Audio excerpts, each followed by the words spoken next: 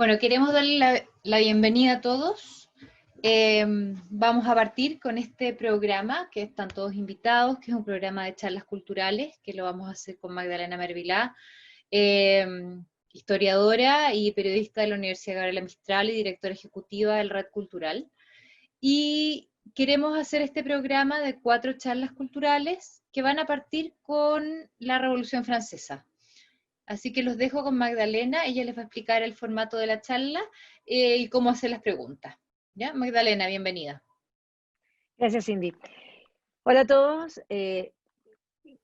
Para mí es un honor de nuevo estar con ustedes en el Lincoln. Durante varios años tuvimos encriptado el diploma de humanidades de la red cultural en el colegio, así que para mí es un colegio muy cercano.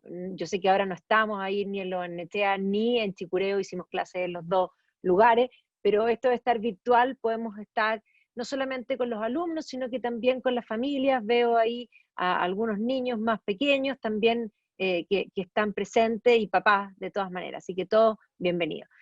Vamos a hacer las charlas durante estas 4 sesiones, vamos a hablar alrededor de 1 hora y media, primero un poquito menos puede ser relativo, pero posteriormente a eso yo voy a dejar de compartir pantalla y voy a permitir en el fondo para que podamos seguir conversando y hagan preguntas.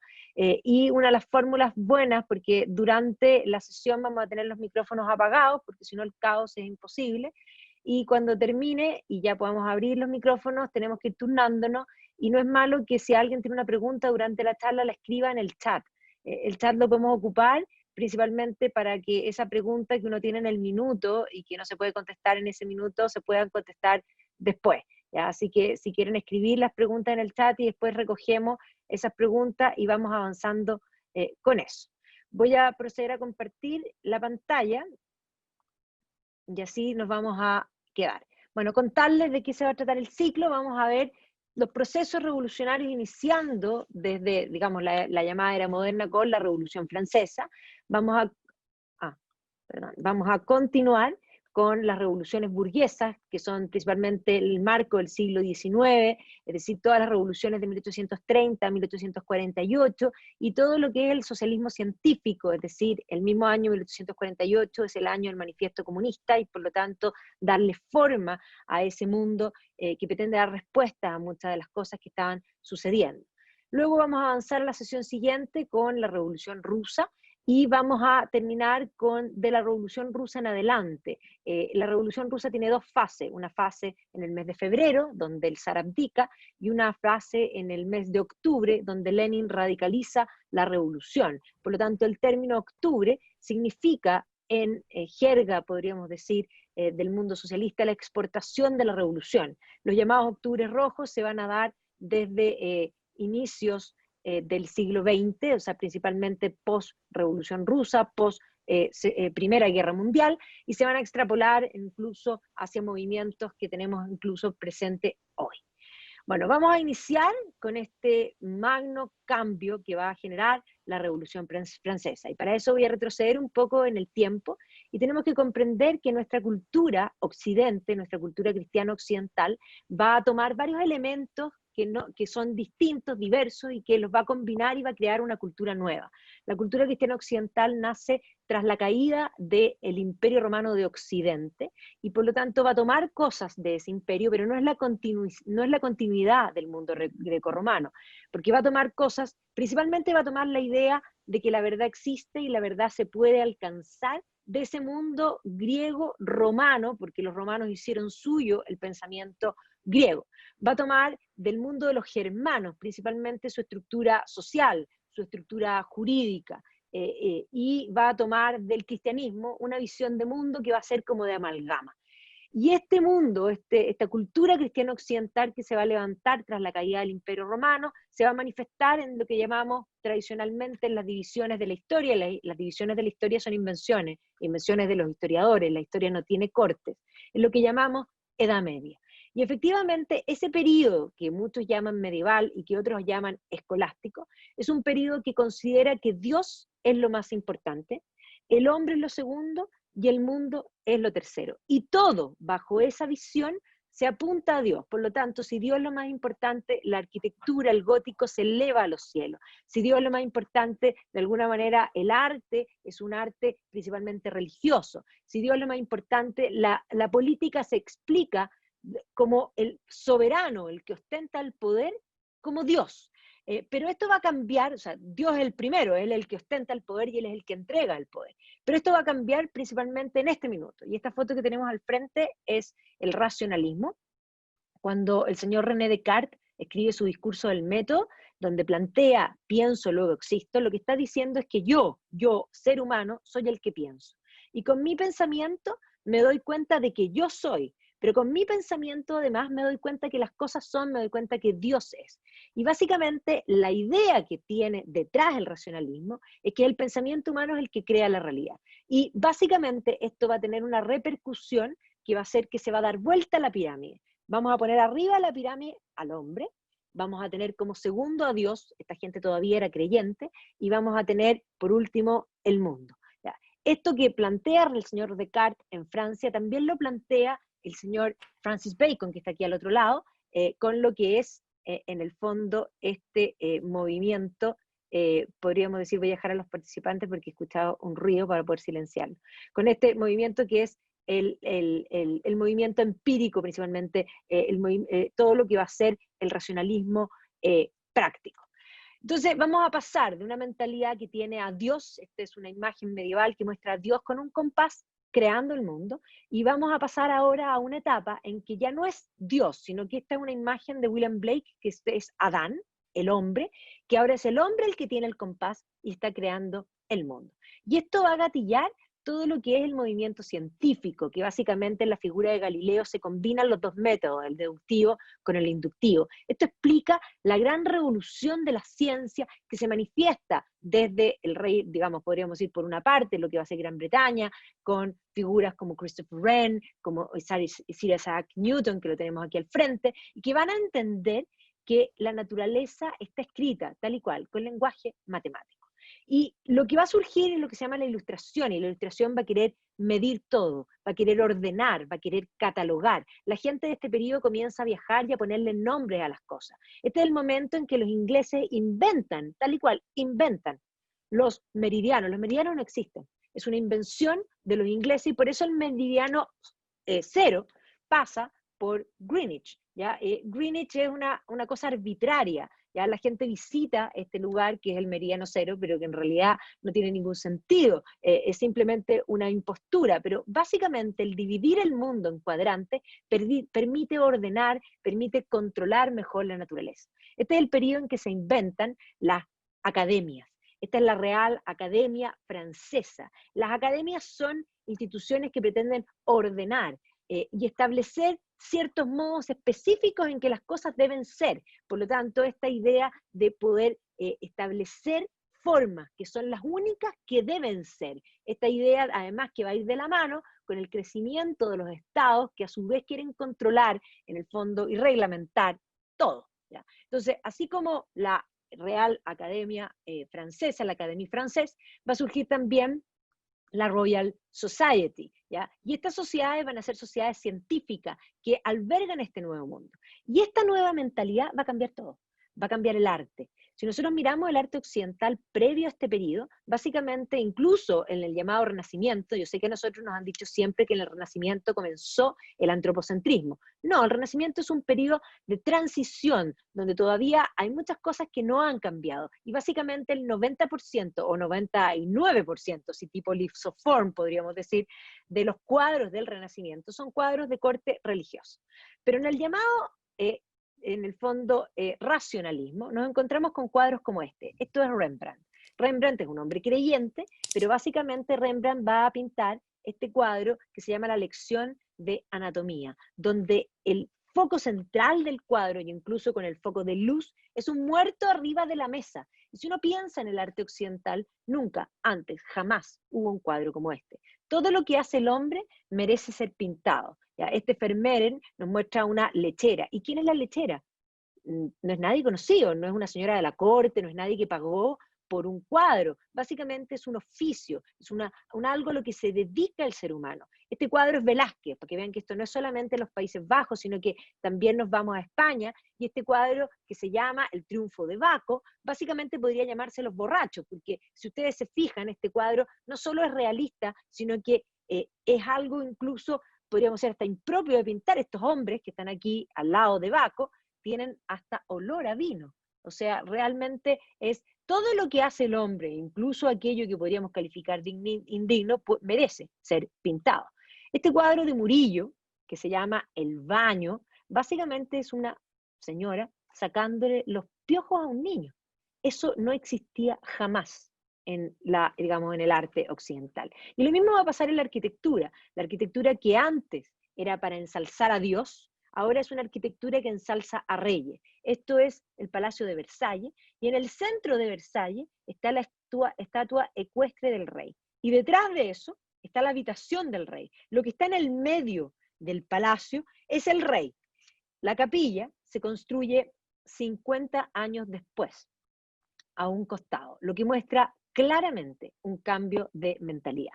Y además la aplicación de las matemáticas a la arquitectura, este llamado neoclásico que va a comenzar a aparecer cada vez más, es un arte que pretende ser medido, ventana, ventana, pilar, pilar. La simetría, las matemáticas, los jardines franceses tienen que ver con eso, con el dominio, con el control. Y por eso hay que recortar la naturaleza. ¿Para qué? Para controlarla, para dominarla.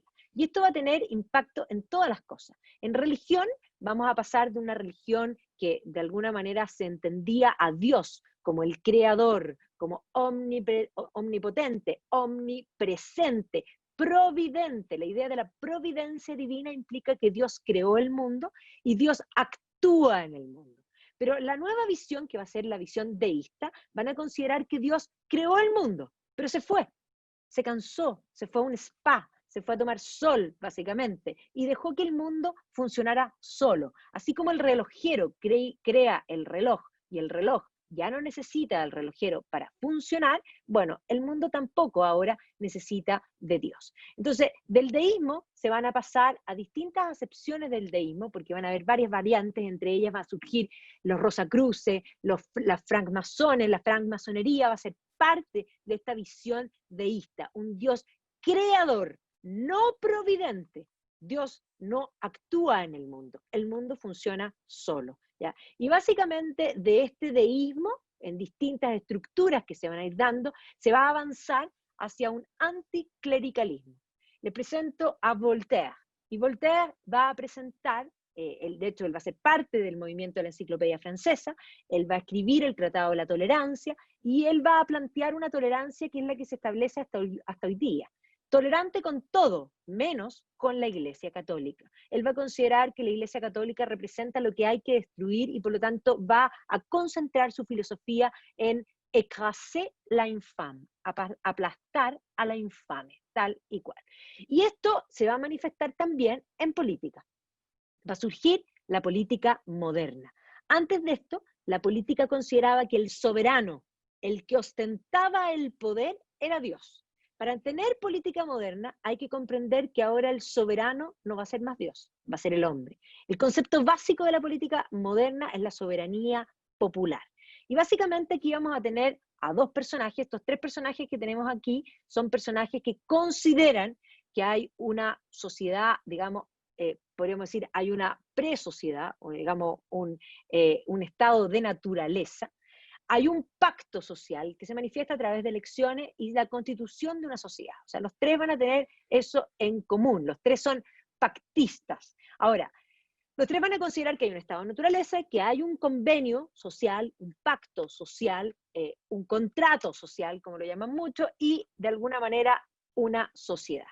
El señor Hobbes es distinto porque él es monárquico y él considera que en el estado de naturaleza los hombres son malos y pelean entre ellos, y que la razón para el pacto es para poder vivir en paz, y por lo tanto el Estado debe ser autoritario y castigador porque los hombres son malos. Y esa es la razón del por qué se hace el pacto. Pero nosotros nos vamos a quedar concentrados en estos dos personajes. Primero voy a presentarles a John Locke. John Locke es el padre, podríamos decir, del concepto de la democracia de corte libertario. John Locke considera que en el estado de naturaleza el hombre es bueno, Pero, y bueno, y la gran pregunta es que antes el pacto era porque eran malos, ¿y para qué queremos pacto? Dice, sí, sí, el hombre es bueno, pero el hombre tiene derechos que son anteriores al pacto, que son sagrados, que nunca nadie puede pasar a llevar. Y esos derechos son el derecho a la vida, el derecho a la libertad y el derecho a la propiedad. Y como esos derechos que son del individuo y que son sagrados, hay que cuidarlos, hay que respetarlos, vamos a hacer un acuerdo, vamos a hacer un covenant, vamos a hacer un contrato, vamos a elegir a un Estado que debe ser pequeño. Y debe ser pequeño porque si el Estado fuera muy grande, podría intentar pasar a llevar los derechos que son del individuo y que son derechos que son en el fondo sagrados. Y por esa razón el Estado es pequeño, porque para el señor Locke, el individuo es más importante que el Estado. Y no solo eso, para el señor Locke, la libertad es más importante que la igualdad. El señor John Locke va a ser la inspiración de la independencia de los Estados Unidos, que básicamente va a tomar, tal y cual, textual, el segundo tratado de gobierno de Locke, y Jefferson va a ser literalmente copy-paste en la declaración de la independencia, cambiándole algunas cosas, pero básicamente la idea detrás de la inspiración americana es la idea lockeana. Por otra parte, y lo que nos interesa hoy día, es la idea, en contraste, del señor Jean-Jacques Rousseau. Rousseau es un suizo, pero vive en Francia en la Ilustración francesa, así que es parte de todo este movimiento, ¿ya? Y efectivamente el señor Rousseau también va a plantear que en el estado de naturaleza el hombre es bueno, y él va a decir que el hombre es un bon sauvage, es un buen salvaje, el hombre era nómade, el hombre corría a popelé, literalmente, por las praderas. Y el señor Rousseau dice que de pronto el hombre se sedentarizó. Y entonces él dice, y empezó a acumular. Y Rousseau dice que la propiedad es el origen de todos los males, porque genera la desigualdad. Entonces, para el señor Locke, la propiedad es sagrada. Para el señor Rousseau, la propiedad es el origen del mal porque genera la desigualdad y perdimos la bondad. Y entonces, ¿qué hay que hacer? Hay que hacer un contrato social, hay que elegir a un Estado que él dice que es el único capaz de devolver la bondad perdida. El Estado es el único capaz de devolver la igualdad, es el único capaz de redistribuir. Y por eso para el señor Rousseau, el Estado debe ser más grande, el Estado es más importante que el individuo, y no solo eso, la igualdad es mucho más importante que la libertad. Básicamente aquí está la política desde previo a la Revolución Francesa hasta hoy día. Ya, hoy día podemos ponerles nombre a los que están aquí presentes en la política y en el país que quieran. En Chile podríamos decir que un representante del señor Locke podría ser un Axel Kaiser y un representante del señor Rousseau podría ser un Fernando Atria. Básicamente esto que es tan antiguo, podríamos decir, sigue vigente. Y estas son las ideas políticas y religiosas y visión de mundo que se va a denominar la Ilustración. Ellos se van a creer que ellos son los iluminados por la luz de la razón. Y antes de eso había oscuridad. Entonces, básicamente, todos los conceptos de la historiografía que vamos a llamar racionalista sobre el pasado van a ser los que van a hacer tejer la idea de que la Edad Media es oscura. Es más, Jules Michelet, que va a ser un historiador posterior a este periodo, pero él va a plantear que la Edad Media es una larga noche oscura donde nada bueno pasó. Son 1000 años. ¿Nada bueno pasó? Basta ir a Europa y enfrentarse a una catedral gótica y decir, me engañaron, porque muchas cosas buenas pasaron. ¿Por qué? Porque la historiografía es ideológica y la ideología pretende establecer la luz frente a la oscuridad, básicamente porque ese periodo, llamado Edad Media, historiográficamente, es un periodo teocéntrico, ¿ya? Y no antropocéntrico como es la nueva visión. Y entonces, este nuevo movimiento va a intentar hacer y compilar toda la realidad. Diderot y D'Alembert van a ser los editores de este magno esfuerzo humano de compilar todo el saber en la llamada enciclopedia. ¿Ya? Y la enciclopedia va a ser un nuevo intento por recopilar el saber, porque si nosotros nos vamos al mundo medieval, la Suma Teológica de Santo Tomás de Aquino es un primer intento. La Suma Teológica está ordenada jerárquicamente. Todos los primeros libros son acerca de Dios. Los siguientes libros son acerca del hombre, que es lo segundo más importante. Y los últimos, del mundo. O sea, nosotros tenemos desde la teología a la metafísica a la física. Ese es el orden jerárquico de esos libros. Pero ahora todo lo que hace el hombre tiene la misma jerarquía. Y para que no haya nadie que considere que es más importante que otro, la enciclopedia se ordena alfabéticamente. Y por lo tanto, Dios, bueno, en castellano queda en la D, y en inglés queda en la G, ¿ya? Y no es culpa de nadie, así se escribe, punto. ¿Ya? Todo tiene el mismo grado, podríamos decir, de importancia. Y evidentemente que estas ideas se van a compartir desde los salones, va a ir creciendo esta intención de ver el mundo completamente desde otra perspectiva. Previo a la Revolución Francesa, y hay que comprender que desde el mundo medieval, desde que nace Occidente, va a establecerse una división social que no existían las clases sociales. O sea, la gente que habla de clases sociales en el pasado hacia atrás tiene de alguna manera un componente, o más bien ha abrazado la idea sin darse cuenta, también puede hacer copy-paste, de la idea marxista. Las clases sociales son del siglo XIX. Hoy día tampoco hay clases sociales, hoy día hay segmentos de consumo. El A, B, C1 es un primer segmento, el C2 es un segundo segmento, el C3 es otro segmento. Pero previo a las clases sociales son solamente por dinero, ¿ya? Los segmentos de consumo no son, o sea, no son de hecho. En el ABC1, el A gana muchísimo más que el B, y también el C1 gana muchísimo menos que el B y infinitamente menos que el A, pero consumen lo mismo, y por lo tanto son el mismo segmento. ¿Ya? Van a los mismos colegios, se visten en los mismos lugares, frecuentan los mismos lugares, unos con esfuerzo, otros sin esfuerzo. ¿Ya? Pero eso hoy día. Entonces, las clases se dividían básicamente por dinero, pero antes de eso, en el antiguo régimen, la división era por funciones. Y estas divisiones por funciones tenían tres estamentos: el clero, la nobleza y el Estado llano. Y básicamente esto venía desde la época medieval. Evidentemente que si nosotros los vemos vestidos así, las funciones se desdibujan bastante. Y sí, previo a la Revolución Francesa, las funciones de los estamentos estaban en gran medida bastante desdibujadas. Las funciones tenían que ver con lo siguiente: la nobleza vestida así, sí nos da la idea de que su función es la defensa. Es más, la defensa era algo súper caro, o sea, alguien de la nobleza tenía que ser un caballero, y un caballero tenía que tener no un caballo, varios caballos. Y no varios caballos, para tener varios caballos hay que tener quien cuide los caballos, donde guarda los caballos, y por lo tanto, ser caballero era tan caro como ser Batman. Bruce Wayne puede ser Batman porque es millonario. ¿Ya? Entonces, básicamente, la nobleza no todos eran millonarios. ¿Ya? Algunos tenían los recursos, a otros les costaba bastante. Y por esa razón, desde el comienzo, la nobleza, que cumplía la función social de la defensa, no pagaba impuestos. Y no pagaba los impuestos porque le daba una función a la sociedad, cumplía un rol social que era la defensa. Lo mismo pasaba con el clero. ¿Ya? El clero tenía la función social de velar por las almas. Y entendamos que en el mundo medieval esto era a pie.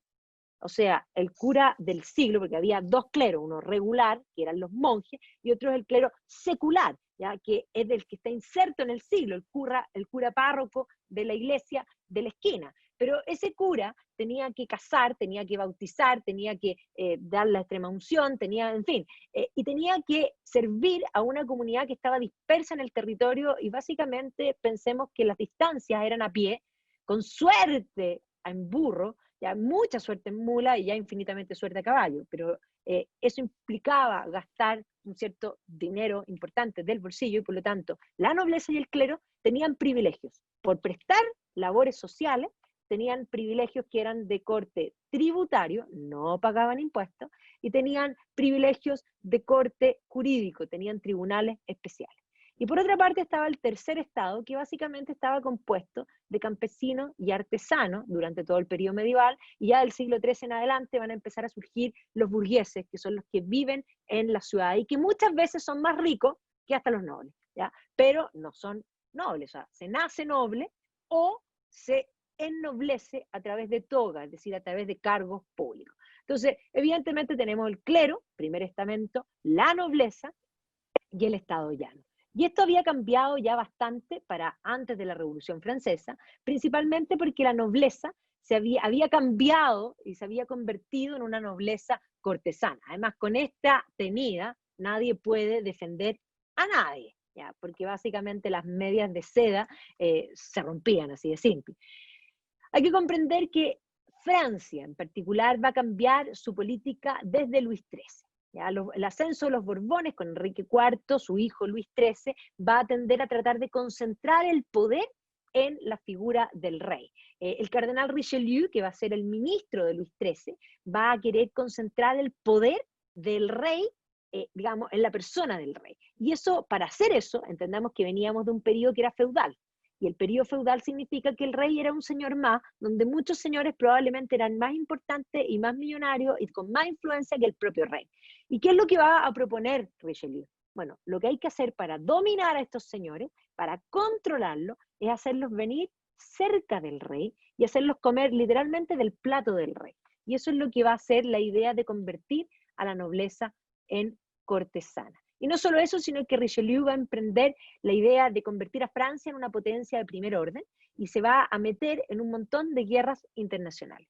Entonces, básicamente esta idea de convertir a la nobleza cortesana va a ser lo que va a incitar a Luis XIII a empezar a construir un coto de caza, que va a ser Versalles, y que ya posteriormente el gobierno siguiente, que va a ser Luis XIV, va a completar esta construcción de Versalles. Entonces Versalles tiene un sentido político, tener a la nobleza cerca, controlada, dominada, y por lo tanto eso va a permitir que Luis XIV termine concentrando el poder en sus manos y que termine de alguna manera planteándose una frase que él nunca dijo, porque no la dijo, esa idea de que l'état c'est moi, el Estado soy yo, pero aunque no dijo esa frase, básicamente así gobernó, ¿ya? Todos los reyes gobernaban en conjunto con la Asamblea de Representación de los Estamentos. Esa Asamblea de Representación de los Estamentos en todos los países tiene distintos nombres. En Francia se llama la Asamblea de los Estados Generales, en Inglaterra se llama Parlamento, en España se llaman las Cortes, en Alemania se llaman las Dietas. Y básicamente estas asambleas de representación, ahí estaba representado el clero, la nobleza y el Estado llano. Y en muchas materias los reyes no podían tomar decisiones sin consultar a la asamblea. Esto lo que permitía era temperar el poder del rey para impedir que los reyes se convirtiesen en tiranos. Básicamente esa era un poco la idea. Pero Luis XIV va a gobernar solo. Luis XIV no va a convocar a los estados generales en todo su gobierno y gobierna mucho tiempo. Entonces hay que comprender que ni Luis XIV ni Luis XV, y ya, el pobre Luis XVI, no le va a quedar más que convocarlo, pero para la época de Luis XVI, cuando convoca a los estados generales, no había nadie vivo que supiera cómo sesionaba, ni siquiera la asamblea. Entonces, de Luis XIV, la verdad es que hay también una serie, por si la quieren ver, entretenida, bien hecha, en el lugar. Tiene parte de ficción, por supuesto, las series tienen que tener ficción, pero sí se basa en muchas cosas que son ciertas, y por último sí hay un ambiente real de lo que es la corte de Versalles, esta nobleza cortesana, y en ese sentido tiene un gran valor. Luis XIV va a ser este rey sol, que va a continuar, que va a concentrar todo el poder en su persona, y que va a seguir con las guerras internacionales, y básicamente Luis XIV va a gastar más de lo que produce. ¿Ya? Eso se llama déficit fiscal. Cuando uno gasta más de lo que produce, uno va teniendo déficit, ¿ya? Pero evidentemente Luis XIV va a ser un personaje con una personalidad impresionante y con un genio no menor, que por lo tanto va a apoyar, aquí vemos las artes, y que va a tener un gobierno que es considerado un muy buen gobierno para Francia, a pesar de que haya déficit fiscal. Pero Luis XV no tiene el genio de Luis XIV y va a seguir gastando más de lo que produce. Y efectivamente Luis XV va a continuar con las guerras y va a cometer el grave error de meterse en una guerra en Norteamérica, en la que se llama la Guerra de los 7 años, o la guerra en el fondo francesa indiana, y en el fondo contra los ingleses en el Nuevo Mundo. Y le va a ir mal. Le va a ir bastante mal. Hay que comprender que la colonia francesa en Norteamérica era gigantesca, y por lo tanto la presencia inglesa era solamente de las 13 colonias, y básicamente esta guerra de los 7 años va a permitir que los ingleses entren hacia Canadá, y eso explica el por qué básicamente en Canadá uno tiene territorios como es Toronto o Ottawa, Ontario básicamente, y que son ingleses, y que luego está en el fondo Quebec, que es francesa. Ya van a bajar la cantidad de territorios franceses, van a ganar los ingleses, que para los ingleses también va a ser terrible, porque esta guerra de los 7 años va a desgastar el dinero de las colonias. Los ingleses van a querer cobrar de vuelta a los colonos para que paguen esa guerra, y van a subir los impuestos, y eso va a gatillar finalmente la independencia americana. Entonces esa guerra le va a costar a los ingleses podríamos decir, las 13 colonias y la independencia de los Estados Unidos, y a los franceses les va a costar tener un Estado absolutamente quebrado. Y por lo tanto, cuando Luis XVI asume, el forado fiscal es gigantesco, o sea, realmente la deuda, el déficit es enorme. Tiene una Francia quebrada, que además va a tener la mala suerte de que le van a tocar económicamente más cosas malas, particularmente crisis del pan. El año 1789, que es el año de la Revolución, va a haber una crisis del grano, en el fondo, las plantaciones que se van a perder, van a haber pocos granos y eso va a implicar una crisis del pan y eso va a implicar que haya hambre, ¿ya? Porque las revoluciones se combinan, las revoluciones no son esa idea de que el pueblo se levanta, eso jamás ha sido así. Son ideólogos que tienen ideas, que quieren cambiar el mundo, que son los que usan los problemas de la gente para, de alguna manera, generar un movimiento y que, en el caso de la Revolución Francesa, van a terminar, los mayores muertos de la Revolución Francesa son artesanos y campesinos, de hecho, y miembros del clero. Entonces, efectivamente, Luis XVI no va a ser un mal hombre, no era un hombre fuerte, era un hombre bastante débil, era un buen hombre, pero no tenía el genio jamás de Luis XIV. Yo siempre digo que si Luis XIV hubiese estado en el gobierno para este momento, no había habido Revolución Francesa. Pero efectivamente él intenta mejorar la situación económica, su gran problema era un problema económico, va a tratar de lidiar contra eso, pero la verdad es que la situación no era fácil. Se va a casar con María Antonieta de Habsburgo, que era una niña, llega a los 16 años a Versalles, venía de Schönbrunn, ella nunca había conocido nada excepto Schönbrunn y ahora Versalles, y no la van a querer, María Antonieta lo va a pasar pésimo, la van a tratar bastante mal en la corte, la van a tratar bien, por supuesto, porque era la reina, pero detrás de, digamos, tras bambalina, ella va a ser objeto de críticas permanentes, ¿ya? La van a considerar, la van a llamar la austriaca, ya no hablaba ni siquiera francés, va a tener que aprender, va a estar bastante sola, su marido tampoco era demasiado brillante y además tenía problemas para consumar el matrimonio durante largo tiempo, por lo tanto, la pobre María Antonieta, bastante sola en un país exógeno, también imagínensela adolescente, tenía 16 años, como probablemente varios de los que están hoy día escuchando, y llegó a Francia, no tenía ni siquiera WhatsApp, no podía hablar por Zoom con su mamá, ni ninguna de esas cosas. Su mamá le escribió unas cartas donde lo único que le exigía es que tenía que cumplir su deber, que era generar un heredero para Francia. Pero su marido no quería estar con ella porque tenía un problema físico, de hecho se va a tener que operar Luis XVI para poder consumar ese matrimonio, así que ella sola se va a refugiar principalmente en, podríamos decir, ser banal, ¿ya? Ella va a imponer estas modas en Versalles, que de hecho la prensa se van a reír a carcajadas, y vamos a ver que ella no va a tener buena prensa, no la van a querer en Francia en general, no solamente en la corte, sino que también a nivel de la opinión pública, que ya existe, porque existen las gazettes, y por lo tanto hay una serie de pasquines que circulan, y que les voy a mostrar varios de ellos que son bastante avanzados. Entonces, así como yo siempre digo que en el siglo XVIII y previo a la Revolución Industrial, no existía de alguna manera una sociedad de consumo y que todos, incluso los ricos, digamos la gente que tenía grandes recursos, no tenían muchas cosas. Y es cosa de ver que en los palacios, cuando uno los visita, los palacios del siglo XVIII no tienen closet. Pero María Antonieta es un caso aparte. María Antonieta se va a refugiar en la moda y va a imponer un estilo de vida en Versalles que va a hacer hazme reír de muchas cosas.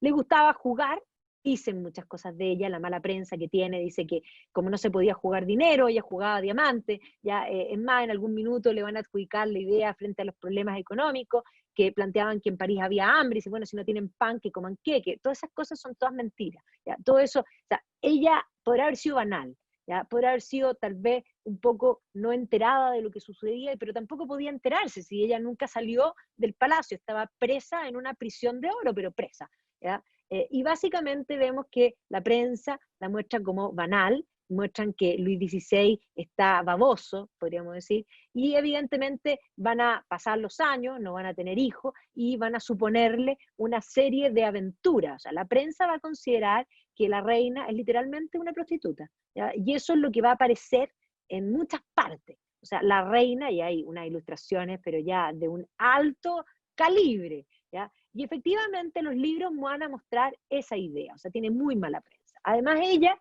va a vivir esta vida de campesina, o va a tratar de inventarse una vida campesina dentro de Versalles, va a hacer este Petit Trianon, donde se disfrazaba en el fondo de campesina.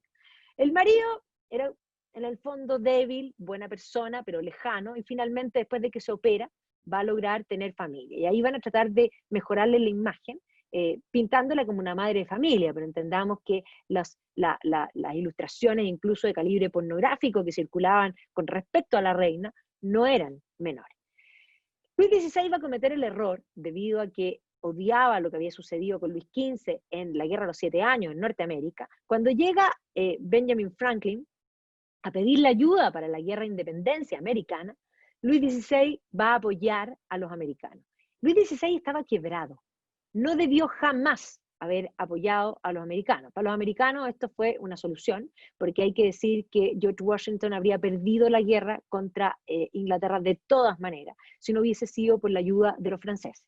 Y efectivamente, cuando Luis XVI firmó, esto garantizó por una parte la independencia americana y también garantizó la quiebra definitiva del Reino de Francia.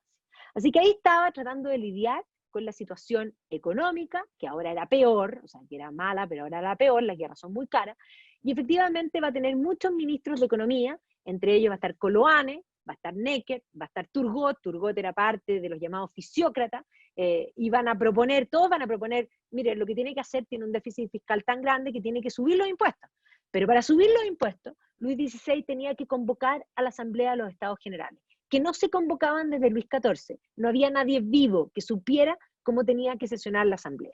Y por lo tanto, cuando se convoca en 1789 a la Asamblea de los Estados Generales, tuvieron que recurrir a los libros para saber cómo se sentaban, para saber cómo se votaba. Y se votaba por estamento. Un voto para la nobleza, un voto para el clero, un voto para el Estado llano. Pero los ilustrados, aquellos que eran los iluminados por la luz de la razón, que querían cambio, no querían votar por estamento, ellos querían que se votara por cabeza. Y efectivamente, cuando se inaugura la asamblea, en el medio de la asamblea un clérigo, un cura va a pedir la palabra, el abad Siege. Y el abad Siege va a leer un documento que se llama «Qu'est-ce que c'est le tiers état?», ¿qué es el tercer estado? Y aquí lo que va a plantear es que el tercer estado está esta primera idea de opresión de alguna manera, ¿ya? Y por lo tanto la asamblea se va a desordenar porque no van a estar de acuerdo en cómo votar, el rey va a tratar de suprimir la asamblea y de hecho el rey es débil, efectivamente el rey es débil, aquí el rey pudo haber hecho todo, pero no lo hizo. Eso suele pasar, teniendo el poder muchas veces se puede hacer todo, pero no lo hacen. Y eso se llama falta de pantalones, ayer y hoy día. ¿Ya? Y efectivamente, Luis XVI va a ser débil. ¿Y qué es lo que va a pasar? Cuando suspende la asamblea, vamos a ver que un grupo se va a reunir en un lugar que se llama, donde se jugaba una especie de billar, que es la sala de juego de la pelota, y se van a constituir, autoconstituir, como Asamblea Nacional Constituyente, y van a jurar no disolverse hasta darle una constitución a Francia. Esta es una ilustración de Jean-Luc David, como lo vemos aquí, Louis David, y aquí vemos cómo entra la luz de la razón, por las ventanas, y la luz apunta justamente aquí al centro. Ahora, si nosotros miramos, este no es el pueblo, no, aquí hay miembros del clero, hay miembros de la nobleza, hay mucha gente con peluca, ¿ya? O sea, básicamente aquí hay ilustrados, aquí hay ideólogos. Y efectivamente aquí vemos adelante un cura, adelante abrazándose, y el juramento de la sala del juego de la pelota, que ahí está en colores el cuadro de Jean-Luc David. ¿Ya? Y esto ha sido representado múltiples veces como aquellos que están iluminados. Aquí básicamente hay miembros del clero, miembros de la nobleza, muchos nobles, por supuesto, y principalmente burguesía, y cuando hablamos de la burguesía, un montón de abogados, básicamente, porque estudiaban derecho y a través del derecho conseguían cargos públicos para poder ennoblecerse. Ese era el sistema del ancien régime, como se llama, el antiguo régimen. Así que aquí vemos el juramento de la sala de la pelota. Y se van a constituir como Asamblea Nacional Constituyente, y de hecho, de facto, el rey no va a hacer nada, el rey pudo haber suprimido la asamblea, pero no lo hace. Y la asamblea se constituye de facto, eso quiere decir, empieza a sesionar, nadie le dice que no, y por lo tanto queda ahí establecida. va a haber un primer acto simbólico que van a botar una estatua del rey, y posterior a esto, el 14 de julio, van a terminar tomando este edificio que se llama la Bastille, y la Bastille era un lugar donde había presos, supuestamente presos políticos, porque podían ir sin juicio, con un sistema que era la lettre de cachet, que el rey podía apresar a alguien sin juicio. Pero para el momento en que toman la Bastille, había 7 presos. Y de los 7 presos eran ladrones, eran en el fondo delincuentes comunes, no eran presos políticos. Pero lo importante de la Bastille no era la parte simbólica de la prisión política, sino que la Bastille era el lugar donde se guardaban los armamentos. Entonces, básicamente lo que querían era tomar los armamentos. Y este va a ser un acto que es simbólico en el sentido de pasar a llevar la autoridad del rey. El rey es una institución, pero va a ser un acto violento. El mayor encargado de la Bastille va a terminar muerto, decapitado, de hecho lo van a decapitar y lo van a clavar las cabezas como en las lanzas, ¿ya? Van a volver a ser como tipo celtas, porque entendamos que los franceses son galos. Y va a comenzar la prensa. Estos ilustrados que quieren cambiar las cosas van a establecer este discurso de explotación, es decir, los 3 estamentos gorditos están arriba digamos, del tercer estado, que es en el fondo quien trabaja. ¿Ya? Básicamente unos están gordos y los otros están paupérrimos. ¿Ya? Esta idea el abuso, de que una espalda, y no para que vean que no es de género, también de mujeres, está sobre el resto. Y por lo tanto, esta idea de que hay que terminar con los privilegios, que hay que terminar con la sociedad estamental, que hay que establecer la igualdad ante la ley, porque recordemos que los estamentos tenían privilegios jurídicos y tributarios, y por lo tanto, jurídicos tenían tribunales distintos. No era lo mismo, no era la misma sanción, no eran los mismos tribunales frente a un mismo crimen para el clero, para la nobleza y para el Estado llano. Y por lo tanto, esta idea de la igualdad ante la ley. Y lo primero que va a hacer la Asamblea va a ser suprimir el antiguo régimen, suprimir la sociedad estamental y establecer la igualdad ante la ley. Lo segundo que va a hacer la Asamblea, que todavía, ojo, no ha hecho nada, el problema por lo que se convocó a los Estados Generales era el problema económico, pero están haciendo cambios políticos. Van a establecer la Declaración de los Derechos del Hombre y del Ciudadano, copiándole a la independencia de los Estados Unidos, que va a ser una lista de derechos donde no hay deberes involucrados, y va a ser el Marqués de Condorcet, o sea, un noble. Es el Marqués de Condorcet el que hace esto, que ahora ya no es marqués porque ya hay igualdad ante la ley, por lo tanto ahora es el ciudadano, son todos ciudadanos, el ciudadano Condorcet. Pero justamente cuando estos acontecimientos están sucediendo, la crisis del pan va a implicar que haya poca comida, por lo que poco pan, el pan era un alimento fundamental, parte esencial de la dieta de los franceses en ese entonces. Un grupo de mujeres, y no es raro que sean mujeres, porque las mujeres son las que se mueven cuando hay hambre, porque las mujeres son las que están preocupadas de qué le van a dar de comer a sus hijos, van a marchar sobre París. Y van a marchar sobre París a buscar a los reyes convencidos de que los reyes no saben lo que sucede en París. ¿Ya? Y la prensa, mientras tanto, va a plantear esta idea de que queremos verlos trabajar. La propaganda va a mostrar que de alguna manera el trabajo es solamente el tercer estado, y lo que queremos hacer ahora es que no haya solamente igualdad ante la ley, sino que ahora todos se pongan a trabajar. Y el problema económico sigue. Por lo tanto, la Asamblea va a iniciar una campaña donde va a confiscar los bienes del clero y donde va a declarar un documento que se llama la Constitución Civil del Clero, donde va a obligar al clero a firmar y a convertirse en funcionarios públicos. ¿Ya? Y por lo tanto aquí vemos la prensa que muestra a los curas como mentirosos, donde salen serpientes, ¿ya? Y aquí está el documento que establece que ahora los bienes del clero son bienes, digamos, de Francia. ¿Ya? Y van a confiscar, y aquí vemos la prensa como muestra que los curas de alguna manera son básicamente lo peor, mentirosos básicamente, y ahora el Estado en el fondo es el que va a liberar esta asamblea, va a liberar a la gente de esta mentira. Y aquí vienen todas las confiscaciones, se van a cerrar las abadías, ¿ya? Y además se van a tomar medidas contra aquellos que no quieren firmar la Constitución Civil del clero. ¿Ya? Si firmaban, pasaban a ser clero, en el fondo parte del Estado, pero si no firmaban, eran decretados refractarios. Y si eran refractarios, se los podía perseguir. Y básicamente esto va a dar paso a que el anticlericalismo que se había venido gestando y que va a ser parte de este movimiento y de los ideólogos, tomen acciones bastante violentas en contra del clero. Y hay que comprender que en gran medida los franceses eran católicos, y va a haber una reacción. Es más, el Papa le va a mandar un documento al rey reclamando, ¿ya? Y una amenaza de excomulgarlo si no tomaba alguna medida en contra de esto que estaba sucediendo en Francia, contra el clero y contra los bienes de la iglesia. Y por lo tanto el rey, complicado, decide huir.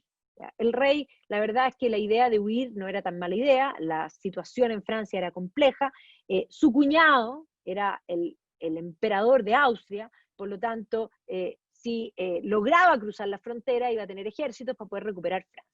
La huida no va a resultar bien. ¿Ya? Aquí también la mitología dice muchas cosas. Dice que María Antonieta era tan tonta que quiso hacer un picnic y que habría sacado la loza, por eso pongo esta taza con esta loza al frente. La verdad es que probablemente no, eso no pasó. Pero hay que comprender que para la época no había mucha gente que tuviese carruaje. Había menos gente aún que tuviese más de algún carruaje. La huida tenía que cruzar por los caminos, iban con niños chicos y por lo tanto probablemente tuvieron que parar en más de algún lugar y demorarse más de lo que debieron haberse demorado y van a ser reconocidos. ¿Ya? Efectivamente aquí se cuenta de que el rey habría pagado con una moneda y que alguien había visto la moneda y habría dicho, oh, es el rey. La verdad es que yo todavía no encuentro que haya una moneda donde uno se parece tanto para que alguien te reconozca. Lo que sí hay que tener claro es que con varios carruajes las posibilidades de pasar en buen chileno piola eran absolutamente imposibles. Y por lo tanto el rey va a ser reconocido, va a ser tomado prisionero en la ciudad de Varennes y va a ser llevado de vuelta a París. Y aquí vemos la prensa, como muestra la familia Cochon, lo llamaban a él, lo dibujaban como un cerdito, y por lo tanto esta familia cerdito, y de alguna manera vamos a ver cómo la prensa los trata a los dos, a Luis XVI, que no le tenían tan mala, pero a ella le tenían muy mala. Aquí esta caricatura muestra de alguna manera, dice, entre los deux ne font qu'un, entre los dos no son uno, ¿ya? Y básicamente a él lo muestran como la parte blanca del animal, y cuernudo, o sea, tiene cacho, ella lo engaña, y por otra parte ella, frívola, es la parte negra, ¿ya? Y eso es bien importante porque la prensa considera que ella es la mala, porque Luis XVI es manejado por su mujer es perversa, mientras a Luis XVI lo dibujan como un chanchito, a ella la dibujan como una pantera, o como una sirena. En la mitología griega las sirenas no solo tienen cola de pez, sino que tienen alas y son perversas. Entonces a ella la van a dibujar como este animal curioso que se está comiendo literalmente a las vacas. A él lo van a dibujar como un chanchito, gordito, con colita rosca, donde lo están llevando, pero es llevable, ya, es llevable. Entonces ahí lo dibujan a él sentado como este cochón, ¿ya? Y aquí vemos cómo todos estos animales, que en el fondo es la familia, fueron llevados de vuelta a París. Y cuando llega el rey, con la cola entre las piernas, la Asamblea Nacional Constituyente le tiene lista la Constitución y lo obligan a firmar. La Constitución necesitaba la firma del rey para ser válida. Entonces ahora, básicamente Francia es una monarquía constitucional y la Asamblea Nacional Constituyente se convierte en una Asamblea Nacional Legislativa que tiene que hacer las legislaciones para complementar la Constitución.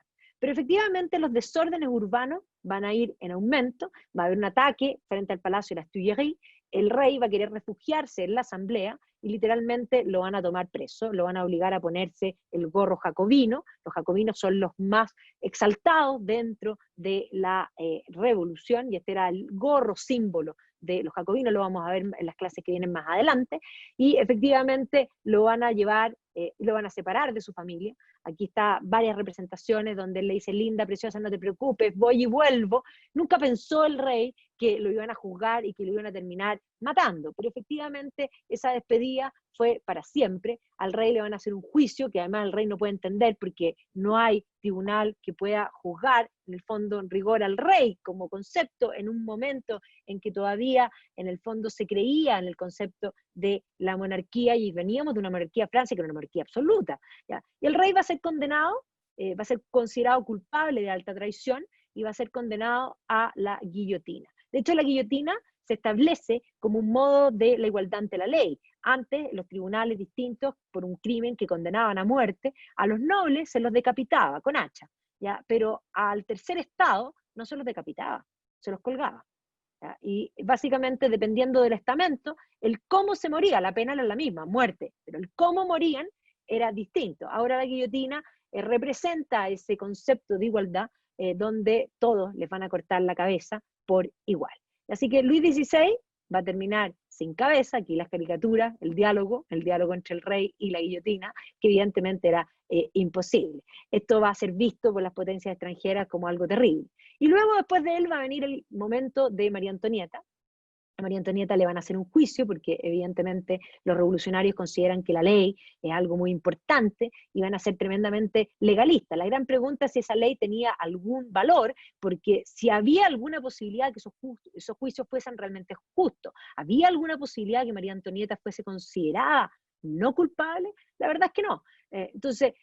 María Antonieta lo va a pasar bien mal después de la muerte del rey, porque efectivamente le van a quitar después a su hijo, al Delfín, lo van a poner en una prisión, digamos, cerca, donde ella escuchaba los llantos del niño, pero no podía hacer nada por él. Al niño lo van a tratar pésimo, lo van a entrenar para hablar en contra de su madre en el juicio, donde además la van a acusar de incesto con su propio hijo, y él va a terminar siendo parte, era un niño, de estas acusaciones. Y después ese pobre niño lo van a tener encerrado y básicamente va a morir literalmente de inanición. O sea, ese pobre niño es un drama espantoso, lo trataron no mal, pésimo. Y básicamente el juicio de María Antonieta va a ser un horror. Ella misma se va a defender frente a las mujeres, en un momento va a haber un silencio y la gente se va a quebrar. Esta es una representación británica que muestra un poco quienes juzgan a María Antonieta, miren las caras, en el fondo cualquier persona que no entiende nada ni siquiera de leyes. ¿Ya? Entonces, bueno, María Antonieta va a ser condenada, evidentemente, a la guillotina.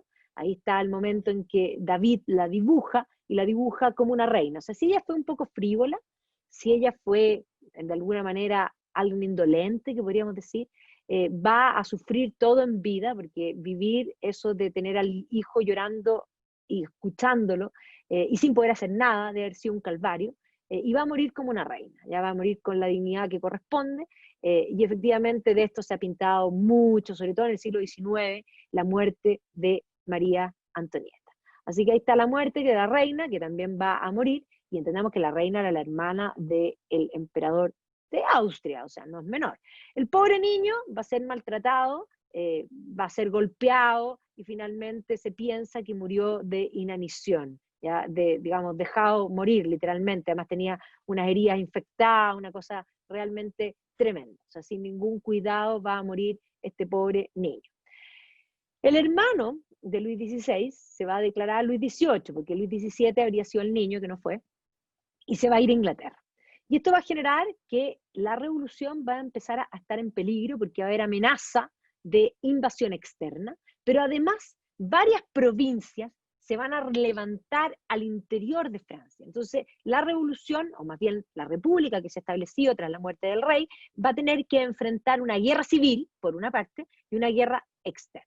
Y efectivamente, aquí va a ser el momento en que Robespierre va a llamar a la conscripción militar obligatoria y va a decir, porque Robespierre se va a establecer un gobierno que va a ser un gobierno provisional para defender a la República de la amenaza externa y de la guerra civil, que se va a llamar la Convención.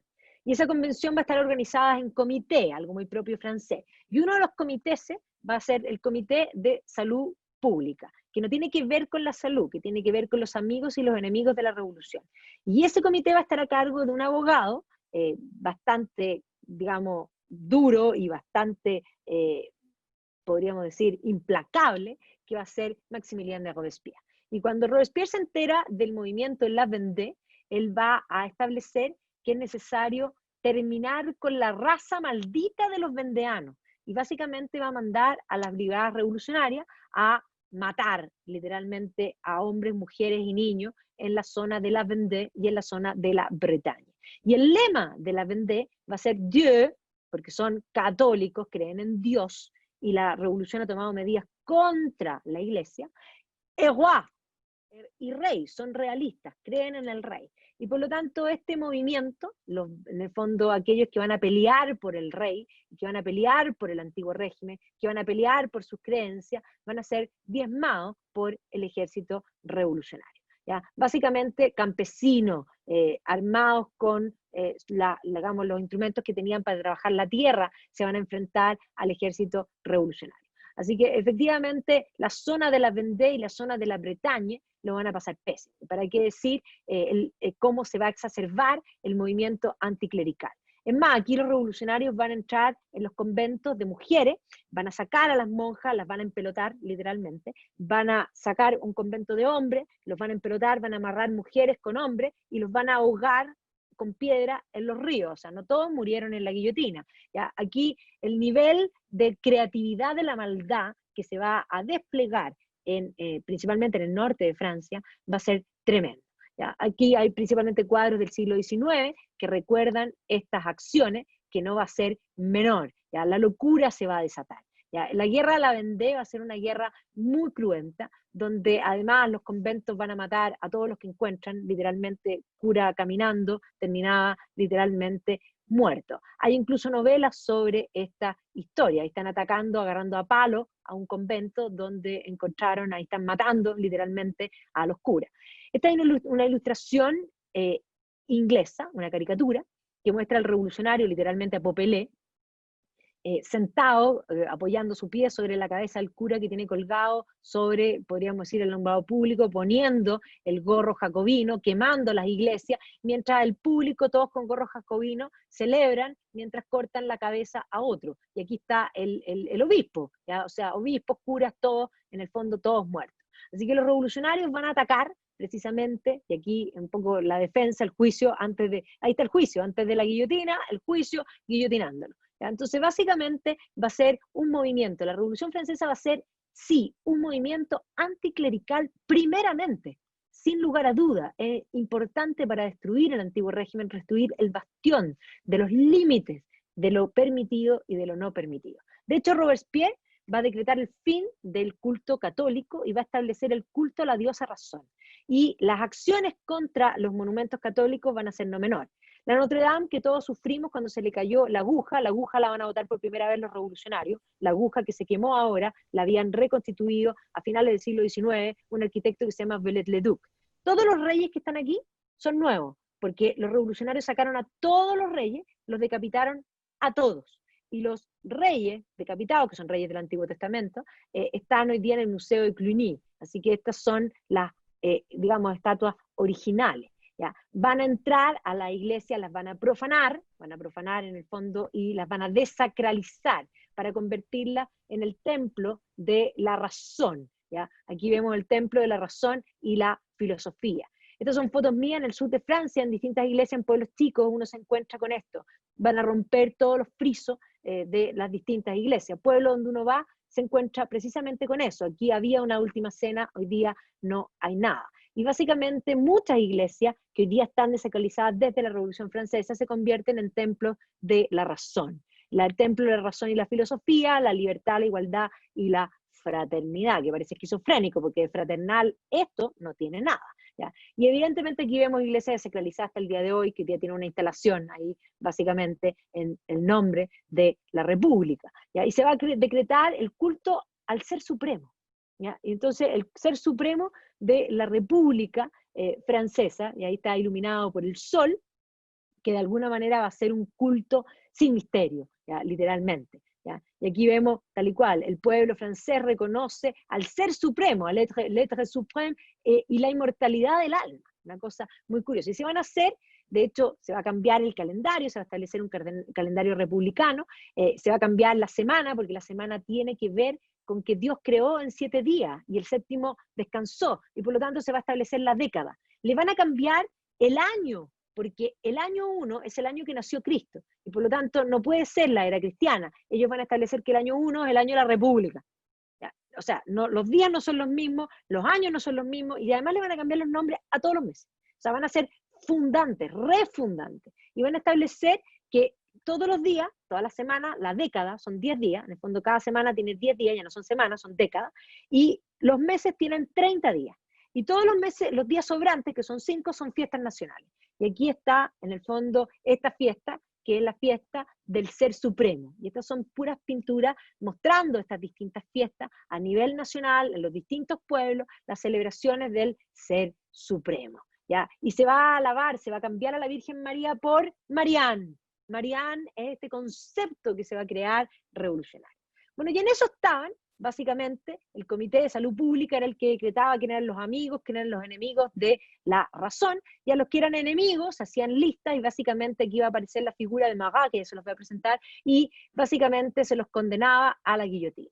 Y la guillotina funcionaba 24/7, literalmente, bueno, en muchas partes, pero en particular en Francia, en París, en la Place de la Concorde, ¿ya? Así se llama, la Plaza de la Concordia, y la guillotina cortando cabeza. Marat era un periodista que publicaba este diario que se llamaba L'Ami du Peuple, y él se jactaba de básicamente de conocer a los enemigos de la revolución, y por lo tanto él llamaba a tener una política, él tenía una política según él de puertas abiertas, donde cualquiera podía ir a decirle de los enemigos de la República, y él hacía unas listas, y estas listas se entregaban en el fondo al Comité de Salud Pública, mandaban literalmente al equivalente a la policía secreta, los tomaban presos y les hacían un juicio express y después los decapitaban. Entonces, básicamente estos eran los tribunales revolucionarios que funcionaban constantemente. Y va a haber una mujer que se llama Charlotte Corday, que considera que esto es una locura, va a entrar en la casa de Marat, que tenía política de puerta abierta, diciendo que tiene una lista. Marat va a abrir la puerta y ella ahí, él estaba en un baño porque él tenía unos problemas a la piel y por lo tanto se bañaba mucho, y ella lo va a apuñalar en el baño. Así que aquí están tomando la presa, ella va a morir. Obviamente la va a ser condenada a muerte. Marat muere en el baño y ahí está Charlotte Corday, que va a terminar decapitada. Este cuadro de David, que es un revolucionario también, muestra un poco qué es lo que está cambiando. Miren, este cuadro está Marat muerto, pero básicamente es una postura parecida a cuando se pintan las pietà. Una pietà es una Virgen María que recibe el cuerpo muerto de Cristo en sus brazos. Entonces, este cuadro lo que pretende es sacralizar, y no solo sacralizar, convertir en los nuevos santos, en el nuevo culto, podríamos decir, a Marat.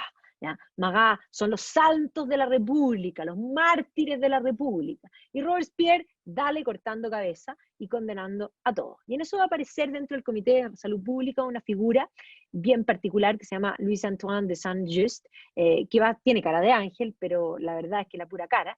Saint-Just va a ser el que va a plantearle a Robespierre y le va a decir, el problema, le dice, es que no hemos muerto suficiente cantidad de gente. Hay que renovar la raza humana desde la sangre.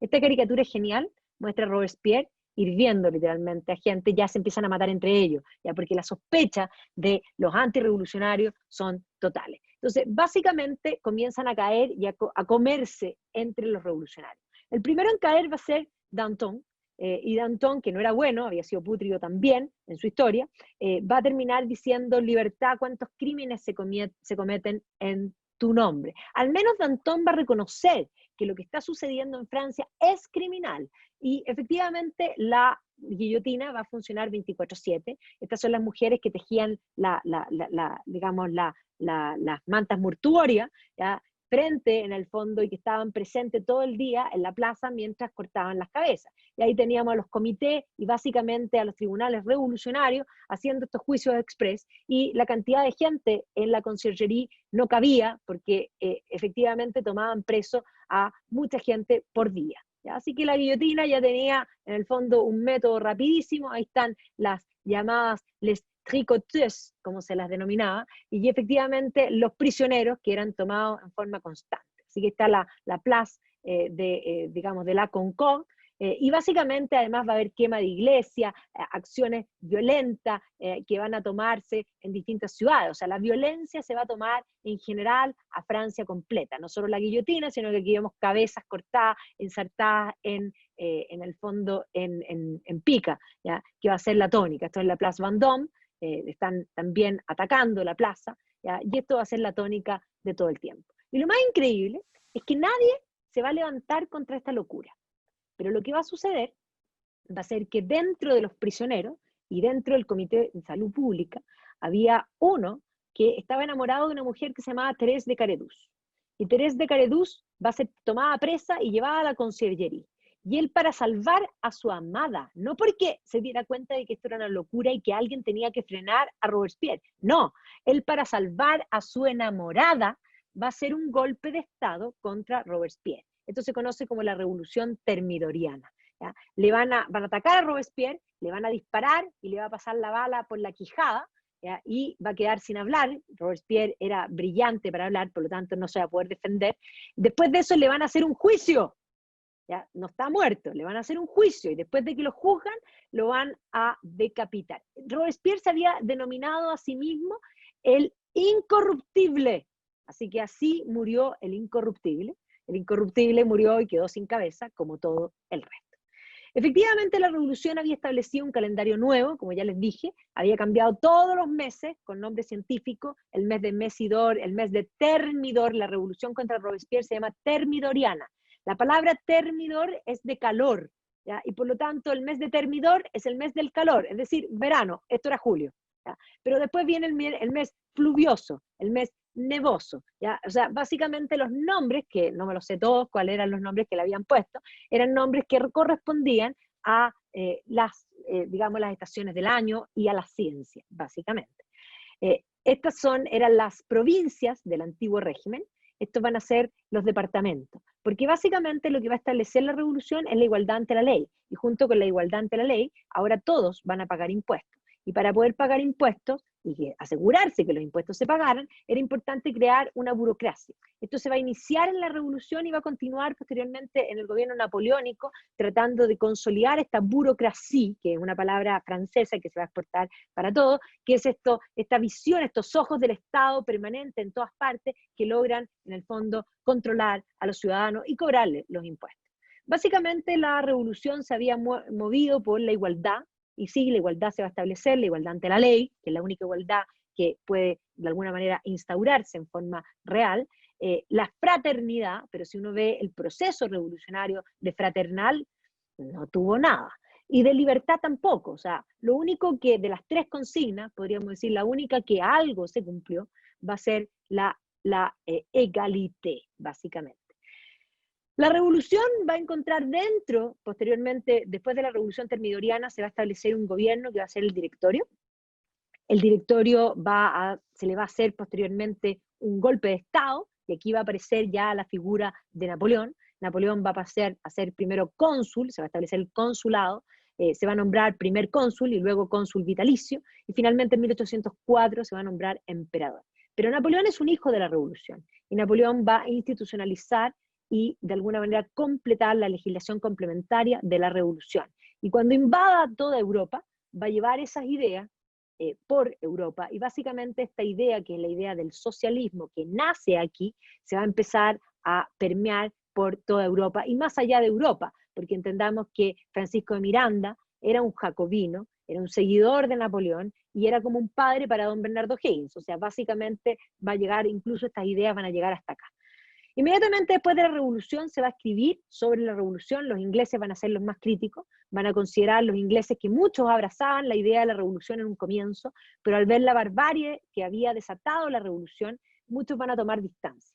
Los ingleses en particular van a tomar gran distancia y van a ser los grandes enemigos de Napoleón, ¿ya? Esta representación, todas estas son caricaturas británicas que muestran a la guillotina vestida de jacobina, con cara de monstruo, cortando cabezas a diestra y siniestra. Entonces aquí vemos la guillotina y los jacobinos, borrachos literalmente, esta es la visión inglesa, en el fondo celebrando frente a la guillotina.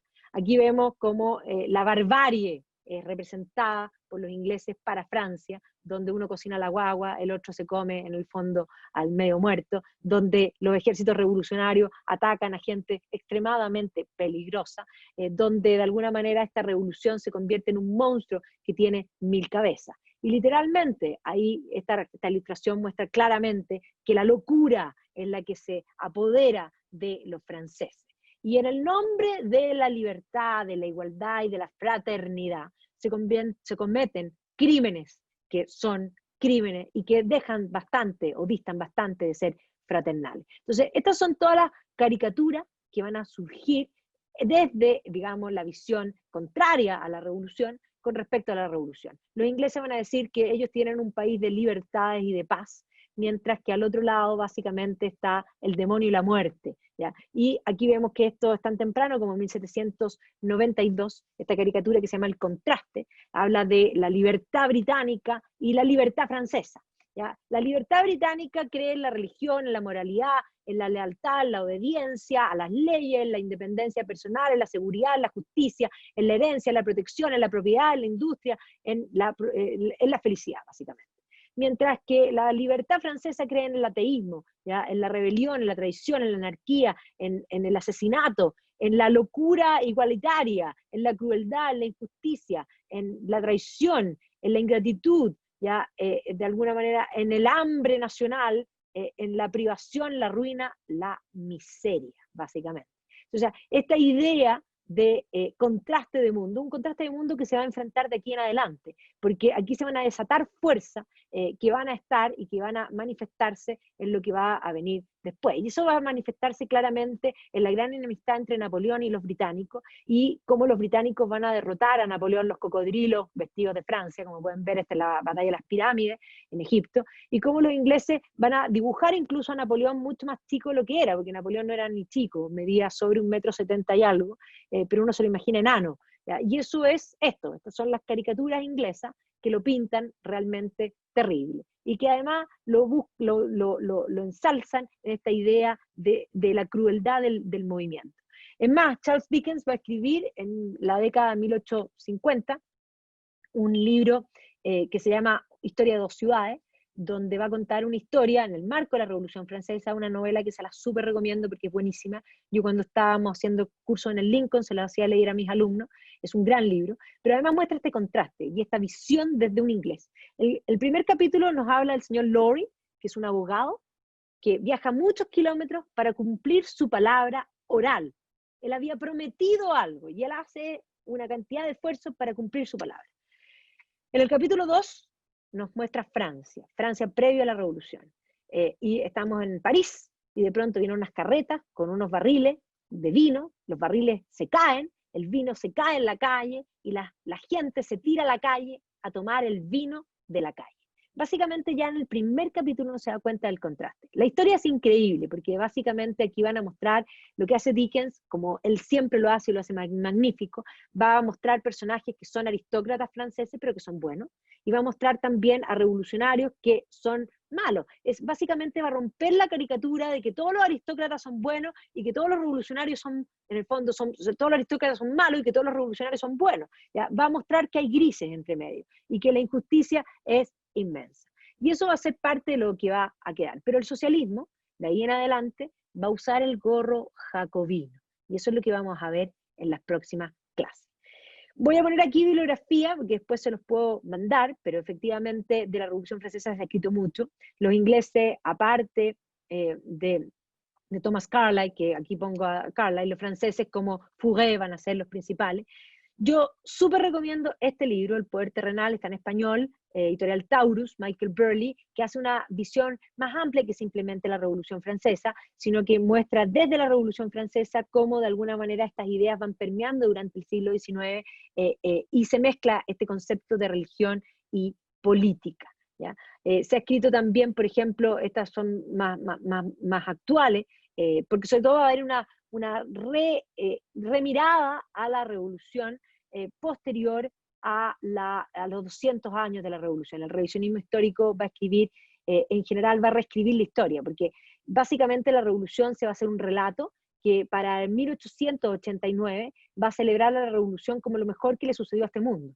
Y ya en 1989 van a empezar a aparecer todos estos matices que no son digamos, no son para celebrar para nada, y van a empezar a mostrar que tiene luces y sombras, ¿ya? Y que efectivamente sí es la madre de la democracia en el sentido de la participación y la representación popular, sí, pero el costo va a ser altísimo.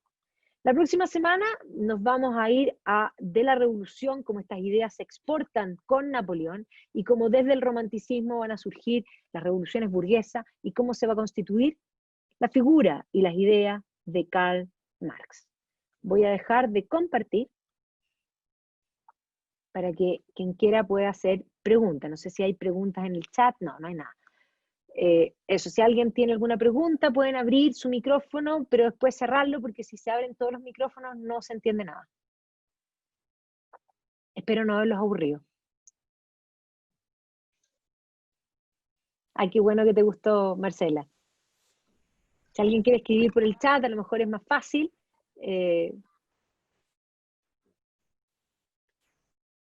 Qué bueno que te gustó, Constanza. Bien, qué bueno, Silvana. Ya, qué bueno que les gustó y que se hayan entretenido, porque la idea de que esto además que sirva para aprender sea también un panorama. No tiene por qué ser, en el fondo, esto aburrido, para nada. Tiene que ser, ojalá, entretenido. Buenísimo, excelente. Qué bueno que les gustó. Ay, qué bueno que les gustó y yo creo que es una súper oportunidad de parte del colegio. Estos temas son complejos, pero pretendo tocarlos desde de un modo cercano para que se acerque las imágenes. Yo creo que son súper importantes porque además las caricaturas del siglo XIX son magníficas. En las clases siguientes vamos a usar muchas caricaturas. A mí me encanta usar caricaturas porque creo que las caricaturas dicen siempre muchas verdades. Aquí hay una pregunta. Película recomendada a propósito de Luis XVI y las epidemias, Ridicule, ya, fantástica. La voy a ver porque no la he visto, pero me tinca muchísimo. Hay varias películas de la Revolución Francesa, incluso está La historia de dos ciudades hecha serie, pero es una serie un poco antigua. Ojalá la BBC vuelva a ser una serie de época, digamos, hecha hoy día, sobre historia de dos ciudades.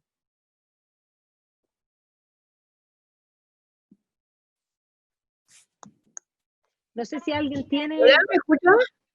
Sí, te escucho, Paola. Soy el hijo de Paola.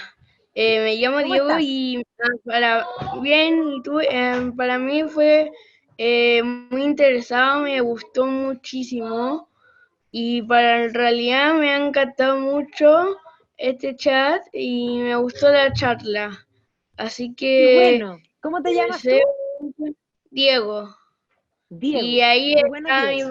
papá, que muchas gracias. Así que, Oye, te De felicito y nada, también, Diego. pero acá la pregunta también. Oye, ¿cómo Sí, se dale. da, además, un poco, no, quizá, bueno, por supuesto por los tiempos, pero cómo se mete todo el nuevo contrato social, la discusión acerca de un nuevo contrato social en el contexto de la Revolución Francesa, que es en definitiva el modelo de sociedad que tenemos hoy día nosotros, precisamente se basa un poco en ese nuevo contrato social, ¿no es cierto?, que fue el que se estructuró en base a la Revolución. Bueno, eso es precisamente lo que vamos a tratar de contestar en las 4 sesiones, porque por eso mismo vamos a llegar hasta hoy día. ¿Ya? Y en la última sesión, ojalá terminemos hablando de política contingente y contestando Ok. todas esas preguntas, pero no te la voy a adelantar ahora porque en el fondo ya la próxima semana vamos a llegar hasta finales, digamos, vamos a dejar listo digamos, la próxima semana voy a avanzar todo el siglo XIX para llegar a la Revolución Rusa. En la Revolución Rusa voy a hacer el capítulo completo hasta finales de Stalin, pero después voy a retroceder hasta el comienzo de los años 19 y las exportaciones, porque uno de los lugares que tenemos que mirar históricos, de los momentos históricos que tenemos que mirar, es precisamente los años 20. Los años 20 se parecen mucho a lo que se está viviendo a nivel mundial hoy día. Yo creo que ahí hay muchas lecciones que recoger. Y ojalá, es más, el saber historia muchas veces se supone que es para no tropezar 2 veces con la misma piedra, pero el ser humano suele hacerlo. Entonces, ojalá que se nos aclaren cosas y que no sean las mismas piedras. Ahora, si son las mismas piedras, no siempre lo que se ve es necesariamente bueno. De ahí eso lo vamos a conversar y lo podemos discutir, y yo no tengo problema en la última sesión que, bueno, los que son niños no, ellos tengan Coca-Cola, pero los que somos grandes podemos tener una copa de vino. Te pasaste. Sí, me encanta. No sé si alguien tiene alguna otra pregunta. Hay algunas preguntas en el chat. Hay preguntas en el chat, voy a mirar. Gracias.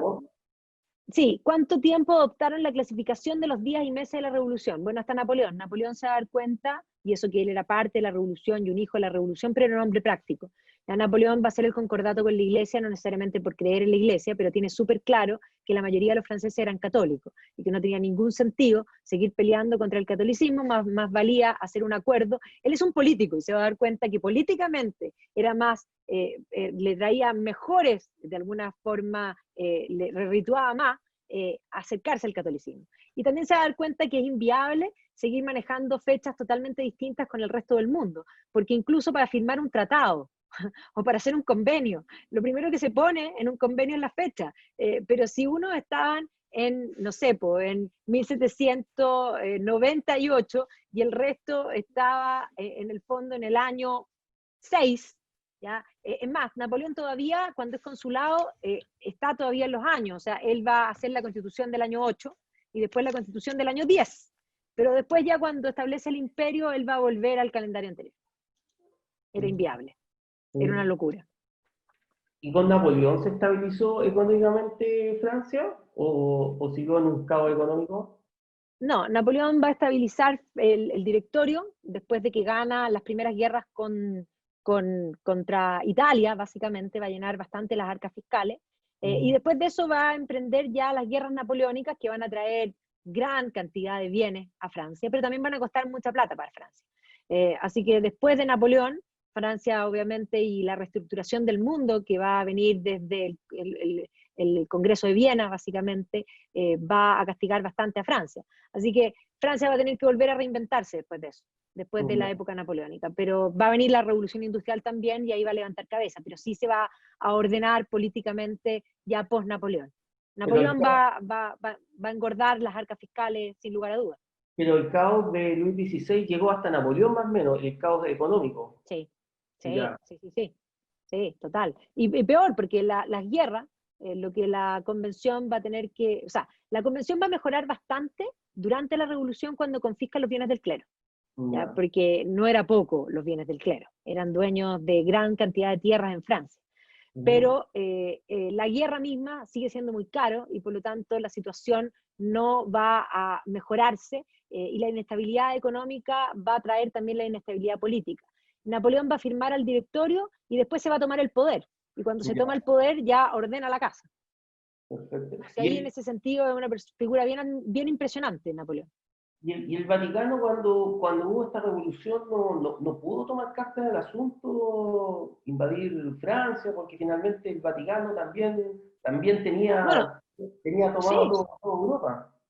El Vaticano no tenía tomado toda Europa, pero sí era un príncipe, digamos, el Papa dentro, considerado como más importante o muy importante, supra, digámoslo así, sobre el resto. Va a excomulgar a Luis XVI cuando el rey trata de huir, porque se siente complicado, el rey era católico, y las medidas de la convención no le gustaban, y después todos los países van a tratar de invadir a Francia. Y de hecho, básicamente, por eso las guerras napoleónicas, Napoleón no solo va a ser un gran estratega y un gran militar que va a terminar invadiendo todo, pero las coaliciones contra Napoleón es este intento de volver a recuperar y de sacar estas ideas, este germen, podríamos decir, jacobino, que se va a extender con Napoleón por toda Europa. El problema es que el germen va a sentar base y va a tomar múltiples, podríamos decir, expresiones. Y eso es lo que vamos a ver la próxima semana. Por eso el mundo postnapoleónico va a tener guerras, estas llamadas revoluciones burguesas de 1830 y 1848, que quieren cambios del corte revolucionario, pero no quieren andar cortando cabezas, son un poco más civilizados en ese sentido. Pero evidentemente que la idea va a quedar sobre la mesa de ahí en adelante. Perfecto. Sí. ¿Había alguna otra pregunta? Magdalena, una pregunta sí, que puede ser súper descabellada porque me perdí un Dale, poco. No hay preguntas descabelladas. Son Mira, todas importantes. Esto de los jacobinos tiene algo que ver, estos jacobinos de los que actuaron en la Revolución Francesa, ¿tienen algo que ver con los jacobinos de Escocia? No, son dos cosas distintas. No, es que unos son los jacobinos, que son estos de la Revolución Francesa, y los otros son los jacobitas, que no son lo mismo. Los jacobitas son los que apoyan al rey de Inglaterra, que se llamaba James II. ¿Ya? James II, a ver, Inglaterra hizo su reforma anglicana con Enrique VIII, y no porque el rey literalmente estuviese deseoso de lujuria, eso quiere decir que los ingleses iban a dejar de ser católicos. Entonces, de Enrique VIII en adelante, Isabel I y todos los gobiernos que siguen, las guerras de religión van a ser la tónica de Inglaterra. La guerra civil inglesa también va a ser una guerra que tiene que ver no solo con el parlamento y el rey, sino que tiene que ver también con la religión. Y básicamente, después de la guerra civil, se va a abolir la monarquía y Oliver Cromwell se va a tomar el poder de Inglaterra. Y después de la muerte de Oliver Cromwell va a venir la restauración, ¿ya? Y esa restauración es con Carlos II. Carlos II es Estuardo. Él es simpatizante de los católicos, pero no es católico. Pero cuando él muere, su hermano lo sucede, y su hermano, que era James II, era católico. Y los ingleses consideraron que esto era demasiado, porque no aceptaban el catolicismo, había habido conflictos durante, digamos, generaciones, y por lo tanto deciden sacarlo y traen a su hija, Mary, que estaba casada con el duque de Orange, que era de Holanda, y por lo tanto eran protestantes. Y ellos hacen lo que se llama la Revolución Gloriosa. Y este rey, Jacobo II, primero se va a Irlanda, que eran católicos, a buscar apoyo, ¿ya? Y se van a pelear en Irlanda lo que se llaman las guerras wilhelmitas, porque William of Orange va a ir a pelear contra el suegro, digámoslo así. Y después de eso se va a ir a Escocia. Y los que apoyan a James se llaman jacobitas. James va a tener un hijo que también se llama James, y que lo llamaban los escoceses The Pretender, el pretendiente al trono, porque ellos eran los verdaderos reyes, los habían sacado. Y se van a ir a vivir digamos, a Italia, a Roma. Y ese James va a tener un hijo que es el famoso Bonnie Prince Charlie. Y eso es lo que está en Outlander, y eso es contra lo que pelea en el fondo, esos son Jamie Fraser y todos los Highlanders en contra de los ingleses. Pero son jacobitas, no jacobinos. ¿Ya? Clarísimo. No es lo mismo. Muchas gracias. No, de nada, encantada. Veo que viste Outlander, porque estamos todas Sí. enamoradas de Jamie Fraser. Absolutamente.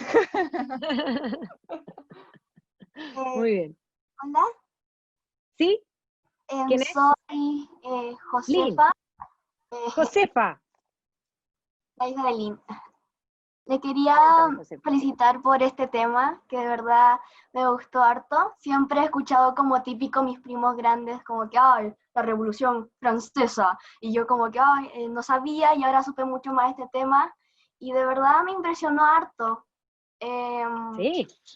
Y como que las personas que vivían ese tiempo, que supuestamente eran iluminadas, pero de verdad que como que a veces me pregunto cómo esas personas de esos tiempos pensaban diferente de las otras personas.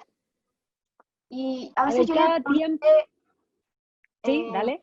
a la profesora de sociales, Miss, ¿cómo? Así como que les da como una chispa como de Einstein, así. Y de verdad como los seres pensantes. Bueno, es que cada tiempo, a eso hay que comprender que cada tiempo piensa según ese tiempo. Y nosotros hoy día pensamos, porque hubo gente antes que nosotros que pensaron de un modo distinto. O sea, nosotros somos fruto de la historia misma. Es más, si nosotros hubiésemos vivido en esa época, probablemente habríamos pensado como pensaban ellos, y probablemente habríamos hecho las tonteras que hicieron ellos también.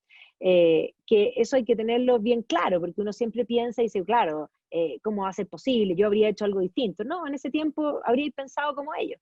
Hoy día nosotros pensamos como pensamos, porque pasaron muchas cosas muy terribles que nos hicieron cambiar de mentalidad, ¿ya? Es más, hoy día tenemos un mundo que no se puede decir, o que más bien defiende que no haya racismo, que no haya antisemitismo, pero para que no haya antisemitismo tuvo que pasar algo horroroso, ¿ya?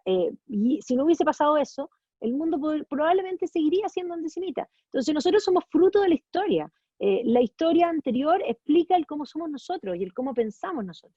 Entonces nosotros no somos que salimos de la nada, y tampoco necesariamente somos mejores a otros, simplemente tenemos más antecedentes y hemos ido aprendiendo. Uno mismo en la vida cambia de parecer en la medida que uno crece. Imagínense las sociedades que viven más tiempo. Así que eso es un poco agregar. No sé si hay alguien más que tiene alguna pregunta. Hola, soy Jacobo Suárez. ¿Cómo Me estás? gustó mucho mi charla. Que quería contarles que es lo de la Revolución Francesa de los guerreros que les gusta de los jacobinos o los jacobitas. Es que los jacobitas son escoceses, no tienen nada que ver con la Revolución Ajá. Francesa. Los jacobinos son los que usaban el gorrito rojo y Ajá. son los radicales, exaltados, y sí, en muchos sentidos, podríamos decir, brutales, asesinos, ignorantes y una serie de cosas. Y dentro de ellos habían algunos que no eran ignorantes, simplemente estaban ideologizados. Y la ideología lo que hace es convertir en verdad cosas que son falsas. Y creer, y opera al nivel de la creencia fanática. Y eso es básicamente lo que después vamos a ir viendo más adelante, pero que ya se ve en este proceso. Sí, por eso. Sí. No sé si hay alguien más, déjame mirar en el chat, si hay alguna otra Ya. pregunta. Entonces sí, Sí, van a por eso. grabar, sí, preguntan Sí, si se van a está grabar, sí, grabando, está grabada, Sí, está grabada, y cualquiera que quiera, yo en el fondo encantado de que pidan mi mail, me mandan, si alguien quiere mandarme un WhatsApp o algo, preguntas, comentarios, si quieren la presentación, son puras imágenes, pero son buenas imágenes. Yo se las puedo compartir por WeTransfer. Igual en el video va a estar la presentación con las imágenes también. Sí, Pero por si y alguien está quiere. grabada, así que para que de todas maneras es posible después compartirle, tener acceso.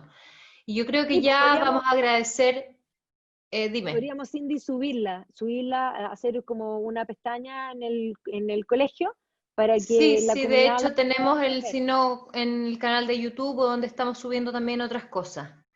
Eso, Así eso. que en este minuto, bueno, queremos agradecerte de todas maneras, Magdalena. Creo que estuvo muy interesante, tuvimos una importante y muy buena convocatoria. Y bueno, y nos vemos la próxima semana.